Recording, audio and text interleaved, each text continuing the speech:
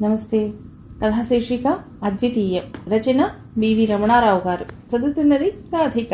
ఇక కథలోకి వెడితే, సూర్యం సూర్యం అంటూ వాడింటి ముందు నిలబడి 2-3 సార్లు కేకేశాను. అబ్బబ్బా, చెవి కోసిన మేకల్లాగా ఎవడో ఒకడు అంటూ తలుపు తీసుకుని వాడి తల్లి గం భా స జానకమ్మ ప్రత్యక్షమై నన్ను చూసి, నువ్వట్రా లోపలికి రా అంటూ తలుపు బార్లా తీసింది. పనే లేదు, ఈ వీధింట పెడుతూ ఉన్నాడేమో పలుకరిద్దామని పిలిచాను అంటూ 2 మెట్లు ఎక్కాను. లేడు, పొద్దున్నే వెళ్ళాడు ఎక్కడికో అంటూ చావు కబురు చెప్పింది. సరే వస్తా అన్నాను వెనక్కి తిరుగుతూ. లోపలికి రారా, నీతో ముఖ్య విషయం మాట్లాడాలి అంది హాల్లోకి అడిగేస్తూ. తప్పదన్నట్టు మెట్లెక్కుతూ ఆలోచనలో పడ్డాను. సూర్యం నాకు దగ్గర బంధువు. అడిగినప్పుడల్లా పాతికా పరక అప్పిస్తూ ఉంటాడు. అంచేత ఆత్మబంధువు కూడాను. ఇప్పుడు నేనొచ్చింది కూడా అలాంటి పని మీదేనని పసిగట్టి లోపలికి రమ్మంటున్నదేమో. భయంతో మెట్లెక్కుతుంటే గుండెలు దడదడలు ఆడుతున్నాయి, కాళ్ళు తడబడుతున్నాయి. ఆర్థికంగా చితికిపోయిన మా కుటుంబం అంటే ఆవిడకేనాడు గౌరవం లేదు. నేను వర్ణాంతర వివాహం చేసుకున్నాక మా కుటుంబాన్ని పూర్తిగా వెలేసింది. ఆవిడ కడుపున సూర్యం తప్పు పుట్టాడు. వాడికి నేనన్నా శంకరమన్నా ప్రాణం. నువ్వు సూర్యాన్ని కలుసుకుని ఎన్నాళ్ళయింది అంటూ కుర్చీలో కూర్చుని నన్ను కూడా కూర్చోమని సంజ్ఞ చేసింది. అది సందేహమో ప్రశ్నో హెచ్చరింపో అర్థం కాలేదు. 10 రోజులు అయినట్లుంది అన్నాను. అది అలా చెప్పు, వాడి పరిస్థితి ఏం బాగోలేదురా అంది. ఏమైంది అని అడిగాను. వాడికి కూడా ఆర్థిక ఇబ్బందులుంటాయని చెప్పదలుచుకుందేమోనని అనుమానిస్తూ. శంకరం చెప్పలేదు అంది. సద్దరు శంకరం మా తమ్ముడు. నా దగ్గరే ఉండి ఇంజనీరింగ్ కోర్సు చదువుతున్నాడు. వితంతు శేషుడైన వాళ్ల నాన్నలాగానే సూర్యం కూడా శుద్ధ సాధారణ సాత్వికుడు. సిగరెట్ అయినా కాల్చడు. కనీసం పేకాటైనా నేర్పి వీడిని మనిషిని చేద్దామని చూస్తుంటే మా శంకరం వీడికి తోడుగా సినిమాలకి పోతూ నా దారికి అడ్డం తగులుతున్నాడు. లేదు అన్నాను. ఓసారి కలుసుకుని వాడి వాలకం చూడు. ఉద్యోగానికి కూడా సెలవు పెట్టేసి గడ్డం మీసం పెంచేశాడు. ఇక రేపో మాపో సన్యాసుల్లో చేరడానికి సిద్ధంగా ఉన్నాడు అంది కంటతడి పెడుతూ.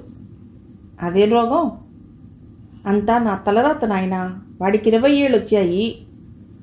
ఒక్కగానొక్క కొడుకు, కావలసినంత ఆస్తి, మంచి ఉద్యోగం. ఇవన్నీ చూసి లక్షల కట్నాలు గుమ్మరిస్తావంటూ బంగారం లాంటి సంబంధాలు వస్తుంటే 2 ఏళ్ల నుండి పిల్లనైనా చూడకుండా ఏదో వంక పెట్టి పొద్దుపమ్మంటున్నాడు. ఈ మధ్య పెళ్లి మాటెత్తితేనే హనుమంతుడు, బుద్ధుడు, శంకరాచార్యుడు, వివేకానందుడు అంటూ వేదాంతం చెప్తున్నాడు అంది కళ్ళు తుడుచుకుంటూ. ఇదంతా ఎప్పటి నుంచి అని అడిగాను. అసలు నాకు ఈ గొడవే తెలీదు. 15 రోజుల క్రితం మీ చిన్నాన్న కూతురు పెళ్లికి మీరందరూ కలిసి తిరుపతి వెళ్లారు కదా. తిరుపతికి వెళ్లిన వాళ్ళు నిక్షేపంగా పెళ్లి చేసుకుంటారు. వెంకటేశ్వర స్వామి బ్రహ్మచర్యం బోధించలేదు, సన్యాసం బోధించలేదు. ఆయనకి పద్మావతి, అలమేలుమంగ, వీళ్ళు చాలక బీబీ నాంచారి. మా అదృష్టం ఇలా ఏడిసింది. తిరుపతి ఎడితే ఆ 7 కొండలవాడి దయవల్ల వీడి బుద్ధి కుదుట పడుతుందనుకున్నాను. తిరిగొచ్చిన 2 రోజులకి మంచి సంబంధాలు వస్తున్నాయంటూ ఓ శాస్త్రుల గారు వీడి జాతకం పట్టుకెళ్ళినట్టే పట్టుకెళ్ళి మన్నాడు తిరిగిచ్చేస్తూ, అదంతా ఎందుకులే అంటుంటే ఆవిడ కళ్ళు మళ్లీ చెమర్చాయి. అసలు ఎవడా శాస్త్రులు? ఎవరో జ్యోతిష్యంలో కూడా పండితుట్ట.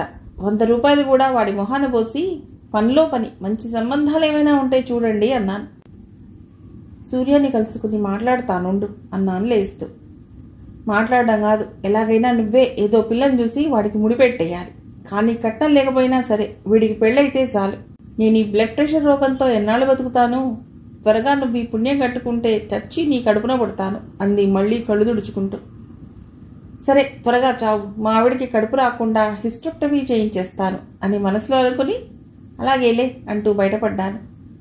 నేను మా ఇంటికి వచ్చేటప్పటికి సూర్యం మా ఇంట్లో శంకరంతో కూర్చుని ఏదో దీర్ఘాలోచనలో ఉన్నాడు. వాడి రూపురేఖలే మారిపోయాయి. ఆఖరి సీన్లో సలీంలా ఉన్నాడు. నన్ను చూసి లేచి యువతలకు వచ్చేశాడు.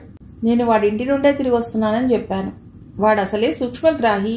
ఎంత కావాలని వాడు, ఇంత కావాలని నేను సంజ్ఞలు చేసుకున్నా. క్షణంలో వాడి జేబులోంచి ఓ 30 రూపాయలు మాయమై నా జేబులో ప్రత్యక్షమయ్యాయి. తర్వాత వాడి పెళ్లి కోసం వాడి తల్లి ఎంత బెంగపెట్టుకుందో వివరించాను. ఆవిడేడుపు ఎలాగుందో నా జాతకం అలాగే ఉంది అన్నాడు నిర్లిప్తంగా. అసలు ఈ జాతకాలు నమ్మమని ఎవరు చెప్పారా? విశ్వామిత్రుడంతటి వాడు జాతకాలు చూసి సీతకి రాముడికి పెళ్లి చేస్తే వాళ్ళెంత సుఖపడ్డారో చూసావుగా. వశిష్ఠుడు శ్రీరాముడికి పట్టాభిషేక ముహూర్తం పెడితే ఆ ముహూర్తానికే అడవికి పంపించారు. అసలు ఈ భూమి మీదున్న 500 కోట్ల జనాభాలోనూ జాతకాలు చూసి పెళ్ళాడే వాళ్ళు ఎంతమంది అన్నాను. నా వాగ్దాటికి నేనే ఆశ్చర్యపోతూ. నమ్మకం లేక చూడకపోవటం వేరు, చూసిన తర్వాత నమ్మకపోవటం వేరు, వస్తా అంటూ వెళ్ళాడు. ఇంట్లో అడుగుపెట్టగానే, ఏమిటండి ఏదో సూర్యంతో వీధిలో నిలబడి ఘర్షణ పడుతున్నారు, పేకాట కోసమేనా, మీరు పుచ్చుకున్న అప్పు తీర్చమంటున్నాడా అంటూ కుశల ప్రశ్నలేసింది మా ఆవిడ. అప్పు చేసి పేకాట ఆడవలసిన కర్మ నాకుండదు, నాదెప్పుడూ విన్నింగ్ హ్యాండ్ అన్నాను. అందుకేగా నన్ను చేపట్టారు. మాటి మాటికి ఆ విషాదగాథ జ్ఞాపకం చేయకు. పాపం సూర్యం తల్లి పుట్టెడు దుఃఖంలో ఉంది. పెళ్లి చేసుకోమని ఆవిడ, చేసుకోనని వీడు. ఎలా చేసుకుంటాడండి? కట్నానికి ఆశపడి కొండ ముచ్చులాంటి పిల్లల్ని వాళ్ళమ్మ సెలెక్ట్ చేసి చూడమంటుంటే. ఇదివరకేం చేసిందో తెలియదు కానీ ఇప్పుడు కానీ కట్నం లేకపోయినా సరే వీడు పెళ్ళాడితే చాలంటుంది అన్నాను. మరి కట్నం బాధ లేదన్నప్పుడు మీ చెల్లెలు శారదని చేసుకుంటాడేమో అడగండి, చదువుకుంది, చక్కగా ఉంటుంది. అసలు వాడు పెళ్ళే చేసుకోను ముర్రు అంటుంటే వాడి జాతకంలో ఏదో దోషం ఉందిట. జాతకం లేదు, గోంగూర లేదు, మనం జాతకాలు చూసే పెళ్లి చేసుకున్నామేమిటి? నేను కులమోడి చూసుకుని ఏడ్చానా జాతకం చూసుకోవటానికి? పలకరించిన క్షణం నుండి పెళ్ళో పెళ్ళో అని ఊపిరాడకుండా ఉదరగొట్టేశా. అసలు నేను ప్రేమించానో లేదో తేల్చుకోనైనా లేదు. మీరు తేల్చుకునే వరకు ఊరుకుంటే నన్ను ముంచేద్దరు. ఎన్ని కబుర్లు చెప్పారు, ఎన్ని వేషాలు వేశారు. మళ్ళీ ఆ ట్రాజడీని గుర్తు చేసి జ్ఞాపకం చేయకు. అందుకే ఇప్పుడు కామెడీని సజెస్ట్ చేస్తుంటా. వెళ్ళి మీ చెల్లెల్ని పెళ్లి చేసుకోమని అడగండి. ఎలా అడగమంటావు? అసలు వాడు పెళ్ళే చేసుకోనంటుంటే. అతడి దగ్గర 25 రూపాయలు అప్పగటానికి వెళ్ళారనుకోండి, అతడు లేదంటాడనుకోండి, మీరు తిరిగి వచ్చేస్తారా? నువ్వు ఇలాగంటే కుదరదు, నిన్నే నమ్ముకున్నాను, ఓవర్ టైం ఆడైనా సరే పేకాటల్లో సంపాదించి. అదిగో మళ్ళీ. అబ్బా మాట వరుసకండి, అలా శత విధాలా ప్రాధేయపడతారా పడరా? మీరు అడిగితే కాదనడు. ఇక జాతకంలో దోషమా? నీ జాతకం ఎలాంటిదైనా మాకు పట్టింపు లేదని గట్టిగా దబాయించండి, దాంతో అసలు రంగు బయటపడుతుంది. ఇన్ని పాఠాలు నాకు చెప్పకపోతే నువ్వే వెళ్ళి మాట్లాడొచ్చుగా. సూర్యం నీతోటైతే నేను మొహమాటంగా మాట్లాడతాడు అన్నాడు.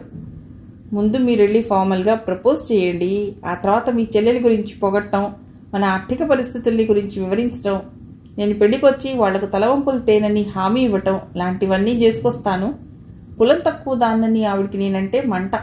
శుభమా అని పెళ్లి రాయబారానికి నేనే పెడితే ఆవిడ విరుచుకు పడుతుంది అంది మా ఆవిడ. ఐ అప్రిషియేట్ యువర్ డిప్లొమసీ, కానీ నీ ఆత్మగౌరవాన్ని త్యాగం చేయటం నేను భరించలేను. అలాంటి ప్రమాదం ఏమీ జరగదు. మీరు సూర్యం మంచితనాన్ని మరిచిపోతున్నారు. నేను ఆవిడ మూర్ఖత్వాన్ని దృష్టిలో పెట్టుకుని మాట్లాడాను. లక్ష్యం మంచిదనుకున్నప్పుడు మార్గంలో అవకతవకలున్నా సరిపెట్టుకోవాలి. ఏమంటారు? ఏమిటనేది నా బొంద. నిన్ను పెళ్ళాడిన తర్వాత వినటమే కానీ అనటం ఎరుగుదునా అన్నాను. మా ఆవిడ ఆజ్ఞానుసారం మర్నాడు ఉదయం సూర్యం ఇంటికి వెళ్ళాను. తల్లి కొడుకు ఇంట్లోనే ఉన్నారు. మా శారదని సూర్యం చేసుకుంటాడంటే వెంటనే మా నాన్నగారికి రాస్తాను. నీ అభిప్రాయం నిర్మోహమాటంగా చెప్పమని వాడి తల్లిని అడిగాను. బంగారం లాంటి సంబంధం. నేను మీ కట్నాలు కానుకలు ఆశించేదాన్ని కాదు. వాడు చేసుకుంటానంటే రేపే ముహూర్తం పెట్టించు అంది. నా చెవులు నేనే నమ్మలేకపోయాను. క్షమించు, నాకిష్టం లేదు అన్నాడు సూర్యం లేస్తూ. పెళ్లి ఇష్టం లేదా? నిజం చెప్పు అన్నాను వాడి జబ్బ పట్టుకుని మళ్లీ కుర్చీలో కూలేస్తూ. ఆల్ రైట్, అయితే విను. నాకు పెళ్లి ఇష్టమే, మీ చెల్లెల్ని చేసుకోవడమే ఇష్టమే. కానీ అంచెనిష్ఠురం కంటే ఆదినిష్ఠురం మంచిది. ఇప్పుడు నువ్వు ఒప్పుకున్నా చివరికి నువ్వే వద్దంటావు. అందుకే ముందే ఇష్టం లేదంటున్నాను అన్నాడు సూర్యం. ఇష్టమంటావు, నిష్ఠురమంటావు, వద్దంటావు. ఏమిట్రా నీ పిచ్చి ధోరణి? ఈ భయమంతా నీ జాతకం గురించే అన్నాను. అదేరా బాబు, ఆ జాతకం దయ్యం వాణ్ణి పట్టి పీడిస్తుందనుకో. నిద్రాహారాలు లేక బెంగతో చిక్కి శల్యమవుతున్నాడు. ఏం చేయాలో నాకేం పాలుపోవటం లేదు అంది చీరచెంగు నోట్లో కుక్కుకుంటూ. ఏం చేయడమేమిటి? పెళ్లి చేయడమే, దాంతో దయ్యం వదులుతుంది అన్నాను ధీమాగా. మా జాతకాలు చూడకుండానే మీ నాన్నగారు ఈ పెళ్లికి ఒప్పుకుంటారా అడిగాడు సూర్య. ఓ ఎస్, అసలు జాతకాల ప్రసక్తే రానివ్వను అన్నాను. అంతేరా బాబు, ఈ ఛాదస్థాలన్నింటికీ టైం లేకుండా ఓ దగ్గర ముహూర్తం ఏదైనా చూడు అంది ఆవిడ. అమ్మా, ఎంత దారుణాన్ని కొడిగెడుతున్నావు అన్నాడు సూర్యం తల్లికేసి చురా చూస్తూ. నా మీద విరుచుకుపడతావే విట్రా, వాళ్ళకి అభ్యంతరం లేదంటున్నాడు, నీకు ఇష్టమైతే ముహూర్తం పెట్టమన్నాను అంది బిక్కమొహం వేస్తూ. సరే ఆలోచించు చెప్తాను అన్నాడు సుప్రీంకోర్టు జడ్జిమెంట్ కోసం వేచి ఉండు అన్న ఫకీలో. ఇంటికి తిరిగొచ్చి తూచా తప్పకుండా ఈ డైలాగులన్నీ మా ఆవిడకి వినిపించాను. ఏమిటి, మీ ఆర్గ్యుమెంట్స్తో వాళ్ళిద్దరినీ హడలు కొట్టేశారన్నమాట. మీ వాగ్దాటికి మీరు లాయర్ అయి ఉంటే సుప్రీంకోర్టు జడ్జిగా రిటైర్ అయి ఉందరు. జాతకంలో ఏదో లోపం ఉండి బ్యాంక్ గుమాస్తా అయ్యారు అంది టిఫిన్ బాక్స్ సర్దుతూ. ఎందుకో ఆ మాటల్లో అభినందన కంటే వ్యంగ్యమే ధ్వనించింది. స్కూల్ టీచర్ని కట్టుకునే యోగం ఉంటే ఇంతకంటే ఏమవుతానులే అన్నాను నేను బట్టలు మార్చుకోవటానికి ఉపక్రమిస్తూ. ఆచారింట్లో పేకాటల్లో పడి సాయంత్రం ఇంటికి రావటం ఆలస్యమైంది. రాగానే ఎంత మైనస్ అంటూ మా ఆవిడ పరామర్శించింది.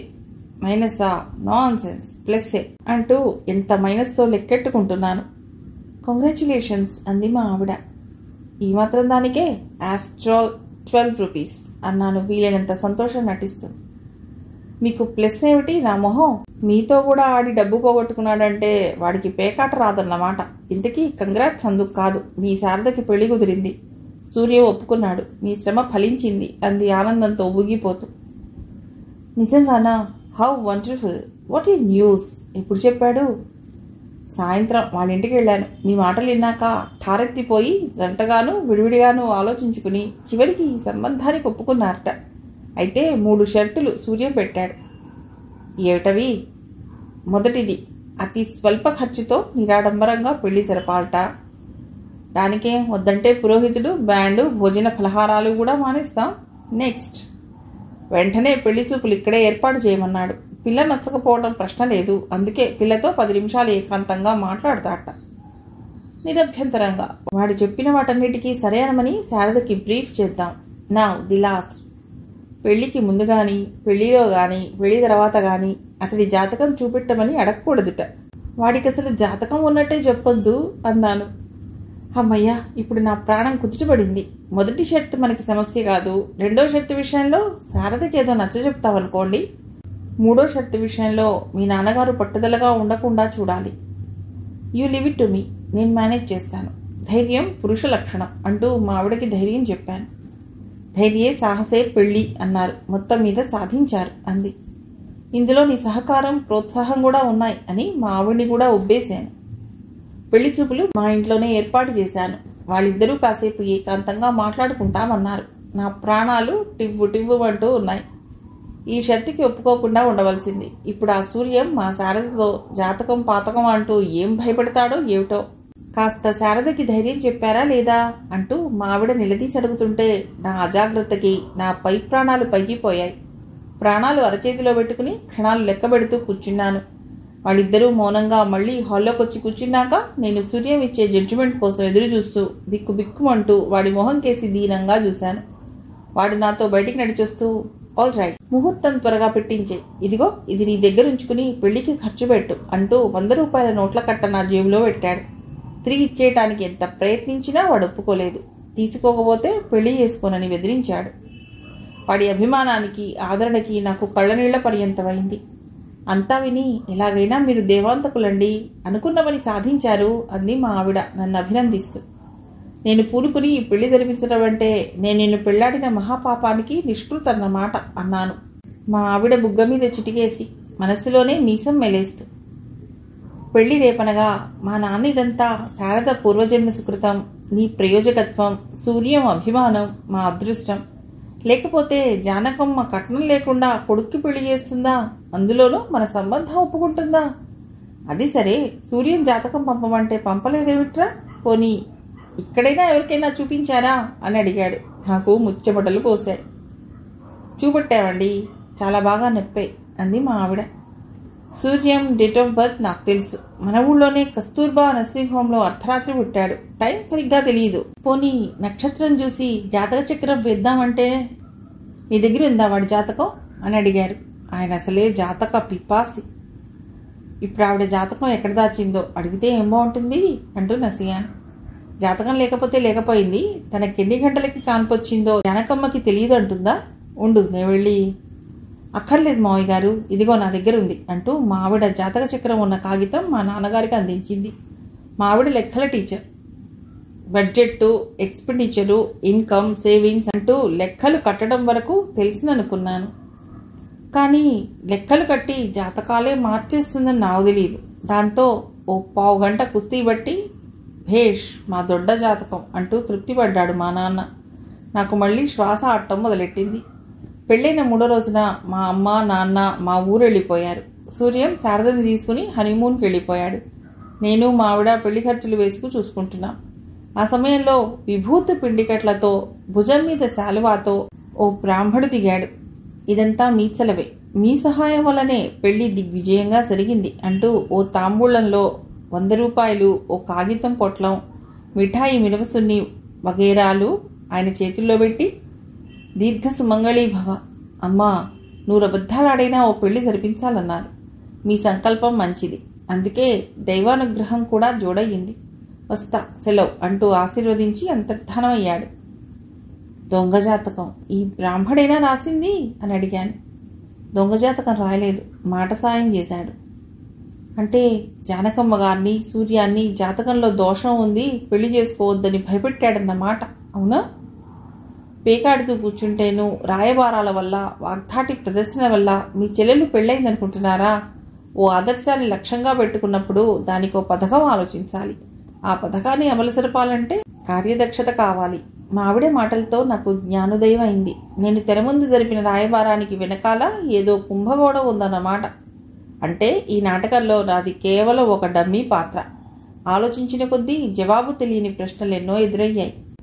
ఓ రాణి, ఈ బ్రాహ్మడెవరు? ఆయన చెప్పిన జోస్యమేమి? జానకమ్మ ఈ సంబంధానికి ఎందుకు ఒప్పుకుంది? సూర్యం శారదకి ఏకాంతంలో ఏం చెప్పాడు? అసలు ఈ నాటకంలో నీ పాత్ర ఏమి?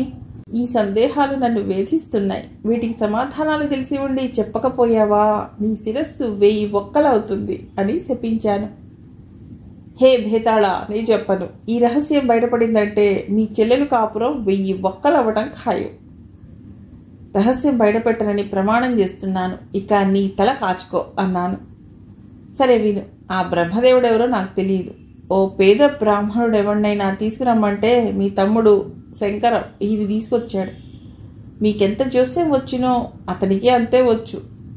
ఆయన చెప్పిన జోస్యం ఏమిటంటే సూర్యం జాతకంలో ద్వికళత్ర యోగం ఉందని, ప్రథమ భార్య త్వరలోనే పరమపదిస్తుందని, సకల ఐశ్వర్యాలు సంతాన యోగం ద్వితీయం వల్లనే సంక్రమిస్తాయని, అంచేత ఇది ప్రథమం కాబట్టి త్వరగా ఇది పూర్తి చేయించేసి ద్వితీయం కోసం ఎదురు చూద్దామన్న సత్సంకల్పంతో జానకమ్మ ఒప్పుకుంది. సూర్యం శారదతో ఏకాంతంలో ఎట్టి పరిస్థితుల్లోనూ మనమిద్దరం ఇష్టపడి పెళ్లి చేసుకున్నామని మా అమ్మకు తెలియనివ్వద్దు. పెళ్లిన తర్వాత కొన్నాళ్లు నేను ముభావంగాను దిగులుగాను ఉన్నట్టు నటిస్తాను. నువ్వు కంగారు పడద్దు. మీ వదినంటే అంటే నేను. మా అమ్మకు ఒళ్ళు మంట, అంచేత మీ వదినతో కొన్నాళ్ల పాటు ఎక్కువ రాసుకు పూసుకు తిరక్కు అని బోధించాడు. ఇక ఈ నాటకంలో నా పాత్ర ఏమిటంటే శంకరంతో చెప్పి సూర్యాన్ని మీ చిన్నాన్నగారి కూతురి పెళ్లి వంకని తిరుపతి రప్పించాను. మీ చెల్లెల్ని అతడికి పరిచయం చేశాను. 2 రోజులు వాళ్ళిద్దరూ రహస్యంగా ప్రేమ పాఠాలు వల్లించుకునేటట్లు కూడా తిప్పమని శంకరానికి పురమాయించాను. తదనంతరం మేము నలుగురం ఆలోచించుకుని ఈ నాటకం ఆడాం. ఇంకా అడగవలసిన ప్రశ్నలు ఏమైనా ఉన్నాయా అంది. నీకు సమాధానం తెలియని ప్రశ్న ఒక్కటే ఉంది. కట్టుకున్న మొగుడు ఒక బఫూన్ కింద చేసి ఆడించిన నీలాంటి పెళ్ళానికి ఎలాంటి శిక్ష విధించాలి అంటూ మీదికి లంఘించాను. కథ సమాప్తం.